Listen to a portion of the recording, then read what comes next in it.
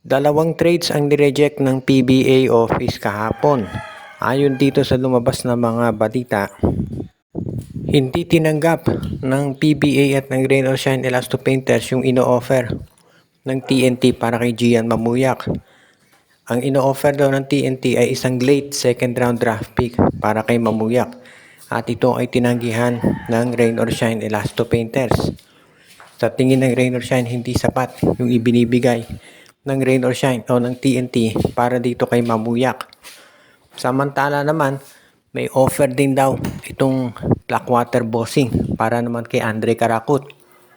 Ang ibibigay doon ng bossing, itong si Troy Malilin at itong si Jack Dumont. Hindi rin yan tinanggap ng PBA at ng Rain or Shine Elasto Painters.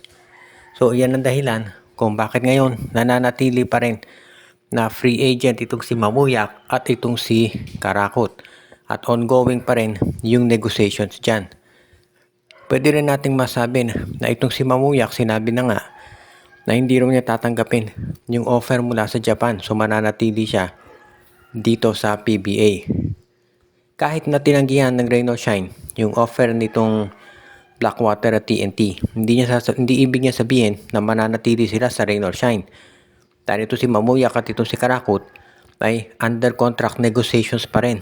At kung hindi sila magkasundo ng ROS, hindi natin matitiyak kung saan team sila mapupunta. So mukhang marami pang at mahaba pa yung negosasyon na mangyayari dito sa pagitan ng Rain or Shine at ng iba't ibang mga teams. Pero sa ngayon, unless magbigay ng mas matinding offer ang TNT at Blackwater, hindi na nila makukuha itong si Gian Mamuyak at pati na rin itong si Andre Karakut. Taas daw yung expectations ng Rain or Shine. Sa ngayon naman, ang San Miguel Beermen ay inaamin na meron pa silang mga trades na gagawin. Pero ang malaking balita dito, ito daw si Wami Tiongson. Sinabi niya sa isang panayam na medyo bittersweet daw yung pagkabalik niya sa Terra Firma. At hindi naman nakapagtataka na medyo nalulungkot si Wami dito sa pagbalik niya sa Terra Firma. Dahil syempre dyan na siya galing at pagkatapos ay naglaro sa isang championship team katulad ng San Miguel. Pero nung bandang huli ay binalik siya sa Terra Firma. Kaya nga maraming naniniwala talaga na totoo yung sinabi ni Wami na bittersweet yan at syempre malungkot siya. Pero hindi rin naman natin masisisi ang San Miguel kung bakit binalik itong si Wami Tiongson. Dahil kung pinapanood ninyo yung mga games ng SMB, ang dahilan kung ba't nila binalik si Wami dahil nga hindi ito consistent sa offense at mahina rin sa depensa. Ilang beses nyo na siguro nakita na hindi ito magamit ni Coach Leo Austria dahil every time na si Wami Tiongson ay nandun sa game ay palagi siya ang inaatake ng opensa pagdating sa depensa. Kung sino man ang tao ni Wami, yun ang pinupuntahan sa opensa ng kalaban. At hindi siya magamit ni Coach Leo kaya ang madalas nangyayari si Chris Ross at si Chris Rosales ang nagiging point guards ng San Miguel Beermen. Kaya nga ito si Wami ngayon, sinabi niya na dun muna siya sa Terra Firma. At dahil veterano na to si Wami, sa tingin ko medyo malabo na siguro yan na maglaro pa dito sa SMC at bumalik dyan. Tignan na lang natin kung ano magagawa niya dito sa Terra Firma ulit, no? At least sa Terra Firma, sigurado na magkakaroon siya ng mas maraming scoring opportunities para dito sa kanyang sarili. At syempre, baka makatulong na rin siya doon sa teammates niya na bago. Although alam natin ang Terra Firma, pinakuna to si Jerica Hanmisi at itong si Paulo Hernandez. So malamang magiging top scoring option na naman nila dyan ay si Wami Tiongson. Pero tignan natin, baka may iba pang magawa na mabuti at pagbabago dito si Wami sa Terra Firma. At napag-uusapan naman natin, itong Converge Fiber Xers, mukhang sila daw talaga ang gumagawa ng malaking move ngayon para masubukan makuha itong si Cedric Bearfield mula sa Blackwater Bossing. Dahil kung gaya nung naibalita na natin, mukhang maliwanag na itong Converge Fiber Xers merong inside track para makuha si Bearfield.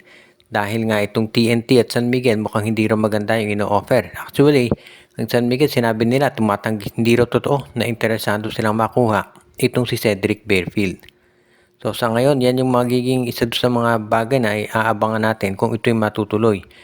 Ang importante kasi dito kung sino ba yung ino-offer ng Blackwater Bossing o ng Converge Fiber Xers para dito kay Bearfield. Dahil yan ang magdedetermina kung gaano kalaki yung bagay na magagawa dito ng Converge para makuha si Bearfield. Kung i-offer ng Converge itong si Stockton, si Abueva at itong si MJ Garcia, baka pumayag na itong Blackwater. Ang problema kasi dyan, kung ito si Abueva ay pakakawalan ng Converge dahil alam natin, mukhang personal choice ng management na makuha si Abueva. At hindi para natin natitiyak kung itong si Calvin Abueva ay gusto nga kunin ng Converge. Ang sigurado lang dito, hindi papayag ang Converge na i-trade itong si Justin Baltasar, Justin Arana at si Juan Gomez de Leaño. Kung may isa dyan na hihilingin ang Blackwater na kapalit ni Bearfield ay hindi matutuloy yung trade. Si Alex Stockton pwedeng ibigayan ng Converge. Kaya doon magkakatalo itong dalawang panig. Kung tatanggapin ba ng Converge na si Stockton ng kapalit plus may iba pang players at draft picks. Kasi kung isa doon sa tatlo na nabanggit natin ang hihilingin ng Blackwater, sigurado hindi naman papayag itong Converge. So yan yung magiging interesting na bagay dito na pag-uusapan ng dalawang teams. Ang Barangay Ginebra naman ngayon ay pinagmamastang mabuti itong recovery period ni Jason David. Dahil yan ang magdedetermina kung siya mananatili pa doon sa team o hindi na. Dahil sa ngayon syempre, itong Barangay Ginebra gusto nilang masiguro na magiging mas malakas itong lineup nila sa mga darating pa na mga araw. Kaya mukhang kinakailangan daw talaga ng Barangay Ginebra na pagbutihin itong kanilang sitwasyon. Dahil syempre, yung wing position ng Barangay Ginebra, yan talaga tinitignan natin kung ito yung mapapalakas nila o hindi na.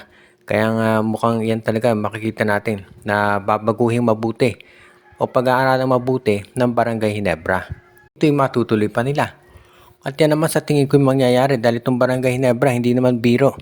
Yung ginagawa nilang pag-aaral dito talaga sa kanilang lineup kung mapapalakas nila. Kaya sa tingin ko itong Barangay Ginebra gagawa at gagawa ng hakbang para masiguro na itong kanilang roster ay hindi na magkakaroon ng mga issues pagdating sa trade. So kung itong si Jason David ay healthy na at pwede nang i-trade, yan siguro baka ibigay nila sa Titan Ultra o Terra Firma.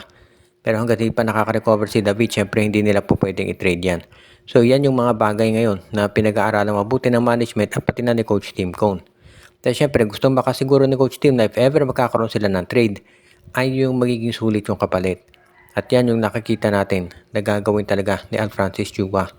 Kapag ito ay natuloy, sa tingin ko magiging isa na to dito sa mga bagay na pwedeng palakasin ng Ginebra. Lalo na at alam naman natin na hindi biro itong gagawin ni Coach Tim Cone na pagbabago sa Ginebra. Lalo na at alam niya na yung ibang teams ay magre-rebuild din. So sino ba ang pwedeng makuha ng Barangay Ginebra na kapalit ni Jason David? Well, nandyan ito si Richie Rivero, pwede rin si Chris Banquero, at of course, nandyan dito si Alex Stockton. So maraming pangalan na po pwedeng maisama dito sa lineup ng Barangay Ginebra. Shoutout muna kay Jonel Alagon, Joshua Giray Espejo at Rosales family, kay RG Bueno, Ronald Berbosidad. Binabati din natin si Katsakino Dukusin, si Malyari Mascareñas, si Dexter Domer, si Joseph Pineda, si Monte Guzman. Binabati din natin si Ireneo Salangsang, Edwin Carmona Jr. at ang iba pa.